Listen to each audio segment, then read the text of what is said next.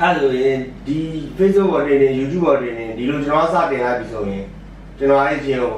ပထမဆုံးဖန်တီးရလူနေတဲ့တက်သေးဖြစ်သွားတဲ့ဘောရတာပေါ့အခုခေတ်ကဒီ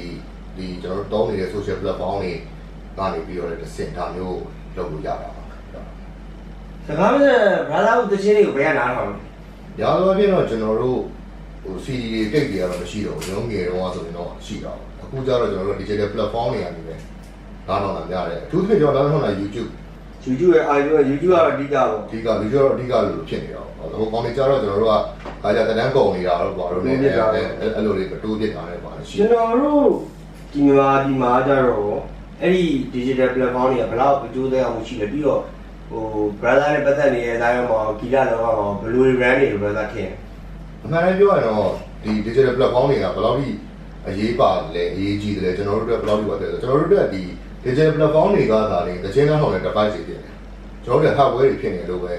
ပြောရတော့မှာဘာလို့လဲဆိုတော့ကျွန်တော်တို့အတွက်တိတ်တွေ CD တွေမရှိတော့နောက်ဆုံးပုံပုံပြောရင်ကားတွေမှာတော့မှ CD တွေမပါတော့ဘူးဆိုတော့ digital platform ကနေပဲကျွန်တော်တို့ကတခြင်းသားထောင်နေရဒါတွေကအခုမှမဟုတ်ဘူးလွန်ခဲ့တဲ့ဟို10နှစ်လောက်တည်းကအဲ့ဒီဘက်ကိုစချိန်နေတာဒါပေမဲ့ကျွန်တော်တို့အတွက်ဘယ်လောက်ထိအကျိုးသက်ရောက်မှုရှိလဲဆိုတော့လူပညာရှင်တိုင်းဖန်တီးခဲ့တဲ့ခုနကကိုယ်ဝင်ပိုင်ရှင်တိုင်းအတွက်အကျိုးသက်ရောက်မှုလည်းရှိတယ်အကျိုးသက်ရောက်မှုဆိုတာနှစ်ခုပြောလို့ရတယ်ကျွန်တော်ဒီငွေကြေးနဲ့ပတ်သက်ပြီးတော့လူပညာရှင် reality နဲ့ပတ်သက်တဲ့အကျိုးခံစားခွင့်တွေရှိတယ်လို့မျိုးဒီဝယ်ခွင့်နဲ့ပတ်သက်တဲ့အကျိုးခံစားခွင့်တွေလည်းရှိတယ်နော် popular value တွေတက်တာပါအများကြီးသူသိရှိအောင်လုပ်တဲ့နေရာတွေဆိုတော့တချင်းအဟောင်းတွေပြန်ပေါက်လာတယ်လို့ဘာလို့ဆိုတာဒီ trend တွေရတယ်ပြန်ပေါက်လာတော့အများကြီးအကျိုးသက်ရောက်မှုရှိတယ်လို့ပဲကျွန်တော်တို့ကဖြေရမှာပေါ့နော်ဆိုတော့ဟိုဒါပေမဲ့အဲ့ဒီကနေပြန်ရလာတဲ့ဒီ realities ဆိုတာရှိတယ်ကျွန်တော်တို့ဒီအမှုပညာအခြေတွေအဲ့ဒါတွေကိုပြန်ပြီးတော့ဟိုလက်ရှိဗမာပြည်မှာရှိနေတဲ့အမှုပညာရှင်တွေအကုန်လုံးကတရားရာခိုင်နှုန်းတော့ပြပြဟိုကမခံစားရသေးဘူးဆိုတာတော့အဲ့ဒါသိကြတယ်ဒီနေ့ဝန်မချိုးပေါက်မှုအများဆုံးဖြစ်နိုင်တဲ့နေရာကလည်း digital platform ပဲ international မှာလည်းဒီကောင် 100% မထိန်းနိုင်ဘူးဒါပေမဲ့ကျွန်တော်တို့ rules တွေကောင်းတယ်ကျွန်တော်တို့ organization တွေခိုင်ပါတယ်ဥပဒေတွေဟိုစော်ပြီးပြဋ္ဌာန်းထားတယ်ဆိုတဲ့တိုင်းပြည်တွေတောင်မှ 100% တော့မဖြစ်နိုင်ဘူးအခုချိန်အဲ့လိုကျွန်တော်တို့ဒီဂီတရဲ့ရှေ့ future လည်းဒီ digital application တွေ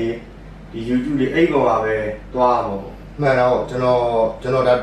ပြောခဲ့တယ်ကျွန်တော်တို့အဲ့ဘက်ကိုဟိုပို့ပြီးတော့အားဆိုင်ရတော့မယ်နောက်တစ်ခုကကျတော့ကျွန်တော်တို့ကအသက်ကြီးတဲ့ကျွန်တော်တို့ရဲ့ဦးလေးရွယ်လောက်ရှိတဲ့ဒီ digital နဲ့ဝေးတဲ့ social media တော့ပဲတုံးတဲ့အမှုပညာရှင်တွေရှိတယ်သူတို့ကိုကျွန်တော်တွေ့လို့ရှိရင်ကျွန်တော်အများဟို suggestion လုပ်ပြတယ်ဟိုလုပ်တော့ကိုဦးလေးတို့နားထောင်ကြည့်တော့ဒီခဲတွေမှာဝင်ပြီးတော့ဟိုတနေ့လေးဟိုဖြစ်ကြည့်လိုက်တော့ဆိုအဓိကကျွန်တော်တို့ ਨੇ ဒီ digital platform တွေနဲ့ YouTube ဖြစ်ရမယ်နောက်တစ်ခုကကျွန်တော်တို့ကဒီရတဲ့ application တစ်ခုတိုင်းပေါ့ဒီ digital platform တစ်ခုတိုင်းစီရဲ့လမ်းကြောင်းတွေပေါ့ဘယ်လိုတက်ပြီးတော့ဘယ်လို progress ဖြစ်သွားတယ်ဘယ်လိုလွှင့်ထားရတယ်အဲ့ဒီကနေမှဘာကြော်ညာတွေဝင်လာလို့ဘယ်လိုရတယ်ဆိုတဲ့ဥစ္စာအနည်းဆုံး page တော့သိရဒါမဲ့ဗျာဘာသာအဲ့လိုပြောဟိုကျွန်တော်က complain ရှိတယ်ဗျာဟာကျွန်တော်တချင်းရေးဆိုဒီဒါပဲလုပ်ချင်တာကျွန်တော်အဲ့ဒီတွေမသိချင်ဘူးအဲ့ကိန်းကနန်းတွေကျွန်တော်စိတ်ဝင်စားအောင်ဆိုတဲ့အဆိုတော်တွေလည်းရှိတယ်ဗျာဖန်တီးရဲ့သူတွေလည်းရှိတယ်အဲ့လိုလူတွေအတွက်ကြတော့ဘယ်လိုလုပ်ရလဲအဲ့တော့သူတို့ရဲ့ free consent ပဲလို့ပြောလို့ရတယ်အချို့ကျတော့လည်းဒီဂီတကိုကျွန်တော်တောင်းတဲ့ပုံစံချင်းပေါ့ဂီတကိုခံစားတဲ့ပုံစံချင်းနဲ့ဂီတနဲ့အသက်မိုးရဲ့ပုံစံချင်းမတူဘူးတို့ကျတော့လည်းဂီတကိုဟိုဘယ်လိုခေါ်မလဲသူ့ရဲ့ professional life သူ့ရဲ့စာဝင်နေပြီးတော့ career အနေနဲ့သုံးတာတွေလည်းရှိတာပေါ့အဲသူကဥနာပြောလို့ဒါတွေကိုစိတ်ဝင်စားဘူးဆိုလို့ရှိရင်ပြဿနာမရှိဘူးအဓိက digital ဆိုင်ရာတက်တဲ့ realities တွေမရတော့ရှိပါဘူးဒါပေမဲ့တစ်ခုရှိတယ်သူ့ရဲ့ဒီဖန်တီးထားတဲ့လူပညာတွေဘယ်နေရာမှာဘယ်သူတွေကဝင်ဝင်ချိုးပေါက်ပြီးတော့ရလာတဲ့ realities ကိုယူနေကြတယ်ပေါ့သူဖန်တီးတဲ့ပစ္စည်းနဲ့တစ်ဖက်မှာအကျိုးမြတ်ဘယ်လိုတွေရှိနေကြတယ်ဆိုတဲ့ဥစ္စာကတော့ဒါကတော့ကျွန်တော်ပြန်ပေးရမယ့်နေကုန်ဖြစ်သွား